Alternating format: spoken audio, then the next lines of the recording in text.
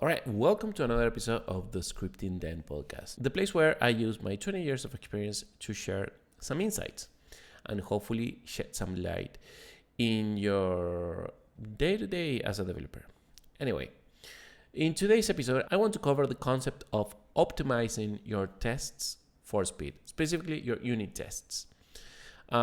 This is something that as developers, we usually don't pay a lot of attention to when we write them. We just write them to get over them and just move on into the next feature.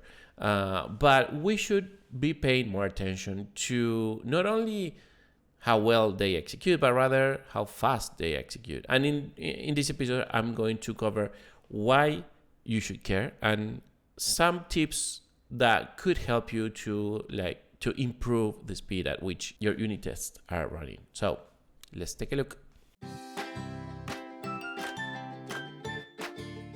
All right, so first, let's talk about why you should care about this.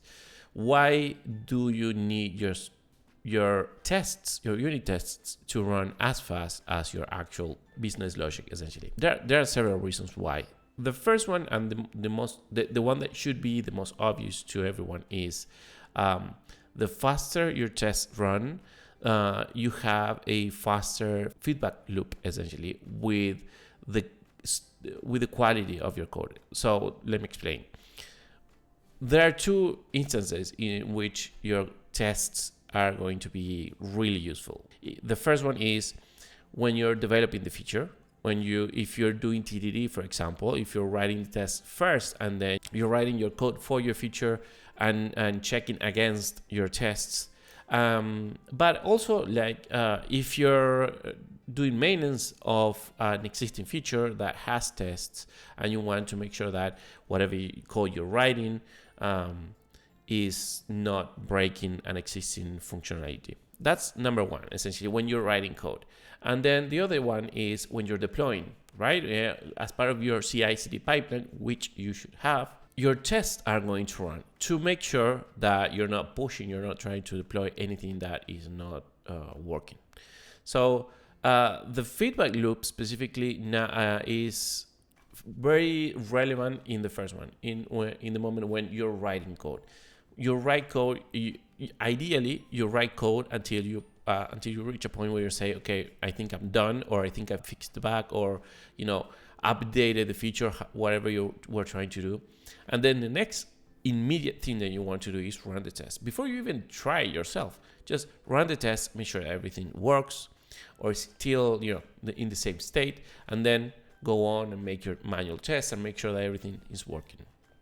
Now, in that process of checking that you haven't broken anything or that the tests are properly validating your feature, if that process takes a minute, 2 minutes, 5 minutes, that's crazy. We can't really, when we're developing something, we should try to avoid these deadlocks, these moments in time in a workflow that we're just dead in the water, just needing to go get a cup of coffee because there's nothing we can do. For if we want to be more proficient, if we want to deploy or push code faster, obviously with quality, then we need to optimize these processes that have the potential to break the flow and just have us waiting, looking at the screen without being able to do anything. So that feedback loop is the one I was talking about. Making sure that, if you hit the save button and then test it, and then 10 seconds later, you already have a result, that's what you should aim for. Having that immediate feedback saying, yes, you haven't broken anything, everything's working fine. Or yes, you broke these pieces of code, just check them out. That's the immediate value that tests give you. But if the process takes too long for you to get that result, then the value is diluted. You're just wasting time as part of the process, which we should all try to avoid that. So that's number one. The immediate number two benefit is the one I was talking about in the CI/CD pipeline. And it's the same, it's kind of essentially the same thing. When you're trying to deploy something, you want the deploy to go smoothly, obviously, but also fast. Why? Because sometimes you're deploying a new feature which is, expected, and you can take your time, that's fine. But when you're trying to deploy a hotfix, for example, you want the deployment to go fast. You want the deploy to hit production as fast as possible, because whatever is happening right now is affecting your users. So if your tests are the reason why your deployment is slow, then that's a problem, and that's a problem that you can definitely fix, right? I mean, it just means that you haven't really been paying attention. You or your team haven't really been paying attention to the way you write your tests and you code them and you execute them. You're just thinking of tests as a second-class citizen, which should not be the case. Tests are just as important as the code that they test. So we should all make sure that whatever team you're part of has that mentality as well. And then there are two more benefits to improving the performance or the speed at which your tests are running. One is faster tests, speedy tests encourage developers to create more tests. It can be seen that as a silly benefit, but to be honest, just take a step back and think of when was the last time you wrote a test, and did you actually enjoy the process? Is your team actively making sure that tests are being written and maintained? Usually what happens is that tests are, again, a second-class citizen, if not a third-class citizen, and they're just the last thing that they do, the last thing that a developer would do after everything's done, after they've done all the testing manually, after they think they're done with the feature, they'll write some tests. Because it just takes time away from them to do all the more interesting things, and because if they're not properly set up and if they're not efficient when they're running, they just take time. They take time out of their schedule to work on other things. So having performance tests will encourage others to create more tests, because they just run fast. They give that extra value of the feedback on the state of your code. They get that value very fast, and that is definitely and when they see that value is when they'll recognize the importance of having more tests and making sure that everything is tested, or testing as much as possible. And finally, the last benefit of having fast and performant tests is that when your system scales, when the code grows enough, if you don't have a performant testing suite, essentially something that loads and executes the tests and all the tests that need to run, if it's not proficient, if it's not efficient when running, then once the code base is big enough, then you're going to start having a problem in the sense of slower deployments, slower building time, slower development workflows. Essentially, everything's going to slow down. So if you expect your code base to grow big, this is something that you should be looking into. Now, leaving the benefits or the reasons why you would want this aside, how can you improve the performance of your tests? Well, the immediate first thing that you should be looking at, and this is something that I always recommend when we're talking about unit tests in general, not only about thinking about performance, but in general how they work, is get rid of third-party dependencies. Get rid of everything that is not the code you're testing, essentially. Remember, the unit test is meant to test a piece of code. It can even, sometimes it's not even a function, it's just a section of a function.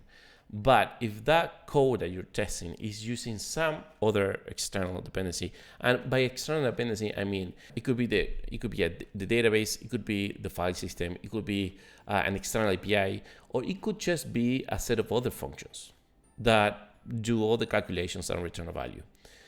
Anything that is not specifically the code, the lines of code that you're testing, should be either mocked or stubbed, meaning you can inject a dependency that will replace that external dependency that the code has, and you can then control the output of that operation, whatever it is, and you are also avoiding having to depend on something that could be slowing down your test without the slowness being the fault of the code that you're testing. So let me say that again. So remember, when you're writing a unit test, you're testing a specific bit of your code. Whatever the result of that unit test is, should be related specifically to that bit of code. So if there is a side effect, if there is slowness, if there is anything affecting the performance of your test that is not directly related to the code, then it's a problem that you can easily avoid by stubbing or mocking those dependencies. If it's a database, for example, which is the most common problem or the most common practice that some developers do, is they just create like a test database for the test, so they can just create it when the tests start and drop it when the tests end. That process, even if it's just a local database, you're adding a delay to the test because they're interacting with another system. And if for some reason that other system fails, your test is going to fail, but it's not going to be the fault of your code, of the code you're testing. It's just going to be the fault of a third-party dependency. That is why I always recommend the same thing.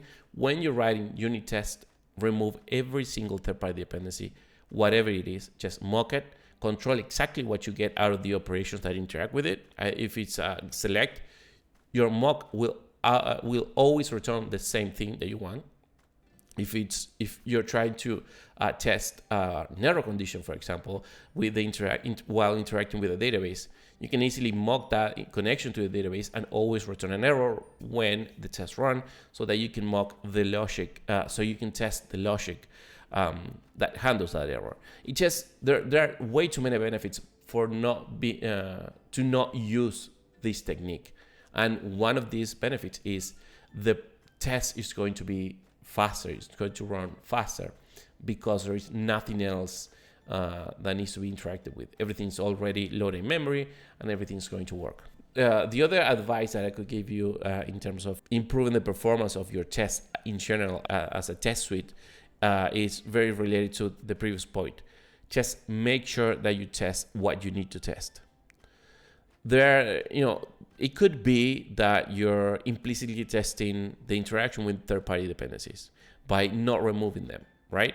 You're testing the connection to a database, something that you should not be testing. Even if you're mocking these dependencies, you just need to consider that whenever the piece of code that you're testing, even the one that you're mocking, it just contains the execution of a library, of a framework, or a function call that you didn't write, but a dependency did, right? I mean, maybe let's just say that you have a Mongo database and you have the Mongoose ORM library for Node.js. Let's just imagine that it's just an ORM library in your Node.js project, and you have to call the save function to save a document into a database. If as part of your unit test you're testing, for example, the connection to the database, you're calling the Mongoose .connect or something like that to the database, you have to think that whoever created your third-party dependency, your library, the library you depend on, has already done that, has already created a full set of test suites to test that particular method and everything and every piece of code related to it. So you're just testing something that has already been tested. Now, if you don't know if that's the case, then you probably shouldn't be using that library in the first place. That's a whole different conversation. But let's just assume that you've vetted that library. You know it has unit tests. You know it's been it has a high quality of code.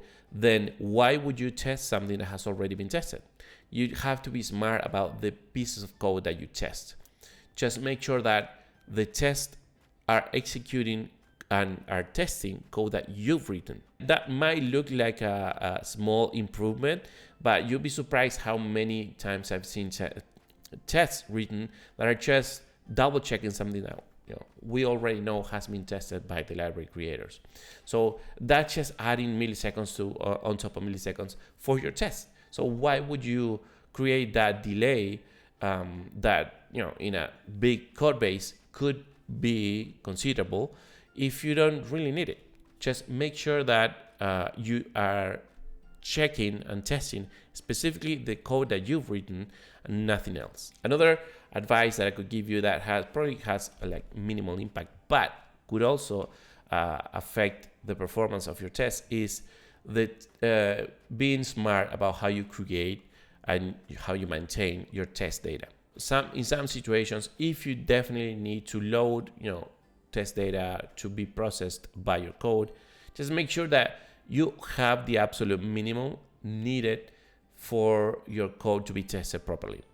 So what do I mean by this? If your code is loading a JSON file and processing the data in some, following some logic, then just make sure that you have 2 records in your JSON file, 3 maybe, but that's it. Don't create a JSON file of 3 megabytes that will for once take longer to just be loaded into the memory, and then have your code go through the entire set of objects to test something that could have been tested with just 3 records or 2 records or just 1. Be smart about how you create essentially the test data. That's what I'm trying to say. Just make sure that it's easily available, that it can be loaded fast, and that if it needs to be loaded and processed by your code, that it just doesn't add a delay by the nature of it. Essentially, it doesn't add a delay because it's just so big. Unless, of course, what you're trying to test is the ability of your code to process large amounts of data. But if that's not the case, then just be smart about how much test data you maintain and how it's loaded, and if you can minimize it, make sure you do. Another thing that you should be looking into is trying to keep your test as simple as possible. If you feel like you're over-engineering your test because you have to work around, for example, your methods to try to, or the public API of of whatever you're trying to test, because you really didn't design it thinking about tests, in the future, then instead of writing an overly complex test that needs to, so that it can run and execute, probably think about fixing the design of your API. And by API, I don't mean like HTTP API, but rather the access, the public access to your code. Remember, the unit test is only going to test public code. It's never going to be directly testing private code, whatever that means in your framework, in your language. So make sure that if you're doing extra work just to reach specific set of logic, specific logic path within your code, then that's probably a sign that there's a problem with your design. It's not a problem with the test. The test should be very straightforward. It should just be executing your code and checking the results. There should be there should not be almost anything else around it. So if you feel like you are adding extra bits just to reach or just to test a specific section of your code, then rethink the design, and it will probably make it a lot easier to test in the future or to maintain even in the future. One very common example of this is trying to create very complex and workarounds to inject dependencies into your classes, for example, or your modules, simply because you didn't think about that when you were designing them. So you end up using like meta programming or obscure features of the language or the framework that you're using just to get and replace some sort of dependency that you have hard-coded in your in the tested code. Instead of doing that, you could just redesign your code to accept replacement or to accept dependency injection. You have to remember that when you're designing your code, you have to think about the tests that are going to execute against it. If you encase it in a box that is so impenetrable that you can't really reach it from anywhere other than the specific place where it's meant to be used, then you're probably making it very hard to you or someone else who's going to be writing the test in the future. This is why TDD is such a great methodology because you already start with the test. So you already think of that interface, of that API into your code to be accessible, to be injectable, to be everything. You just need to write whatever's inside that interface. But that's probably the topic for another episode. But definitely consider that if you're just writing way too many lines inside a single test, and you're just testing one thing, which you should be, then you're probably over-engineering it, which means there's probably a design issue rather than a test issue. And that test, if you don't fix that design issue, then the test is just going to have to do a lot more work, and it's going to be slower than it should be. And the final piece of advice here is not really related to the unit test, but rather of the tools that you use to execute the tests. Just consider that in some situations, if the code base is large enough, if the test suites have way too many tests, a good option could be to implement selective testing, which means that when you deploy something, only the affected portion of the code gets retested and everything else is not. So there are CI/CD tools and test suites that allow you to do this. So essentially, you optimize the whole process, the whole testing process, not by making tests faster, but rather by just executing the tests that need to be executed because they have a direct dependency with whatever changed, right? So if you have 100 tests for your entire system and only a small portion of the code base changed in the last deployed, for example, then maybe 2 or 3 tests need to be rerun. Everything else is expected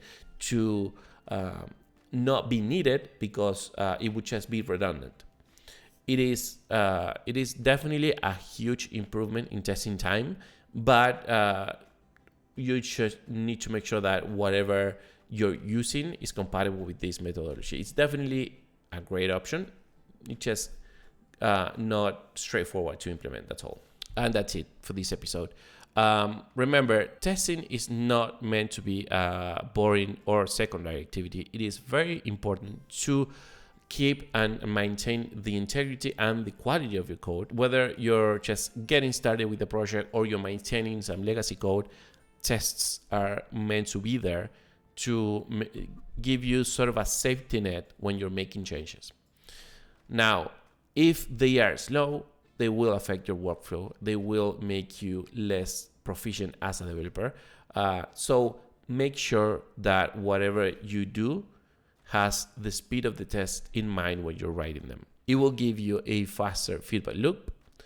It will increase your productivity. It will increase the speed at which deployments are done, giving you faster time to resolution, giving you even faster time to market, which is crucial for the business and for the dev team as well. And finally, it will encourage more developers to create more tests if they work fast, if they are performant, and it will make sure that your tests scale with the code base of your application. The bigger the code, the more tests you'll have. So make sure that they're performant so they can be executed faster. And in terms of how you can do that, remember that mocks and stubs are your go-to tools. You should be removing every single piece of third-party dependency from your code when running the tests. Make sure that you're testing only what needs to be tested. You're not retesting something from a third-party dependency, from a library or something that you just should assume it's been tested or double check it. But inside your test, they should not be tested. Make sure to optimize the test data that you use.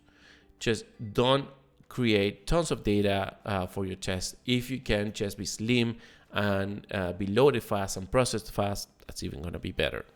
And finally, remember, if you can, if the CI/CD tool you're using allows for it and the test suite allows for it, then implement selective testing.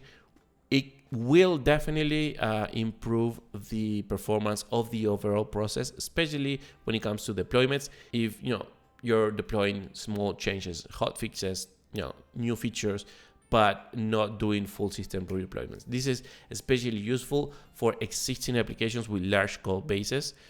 where you're not always like affecting the whole thing when you're deploying. You're just making small changes. So keep that in mind.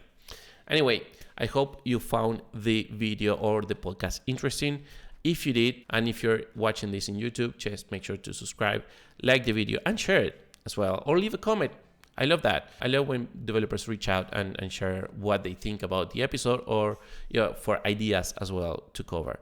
And if you're listening this in podcast format, just make sure to like or even rate the podcast in wherever application you're using to make sure that we can reach more developers.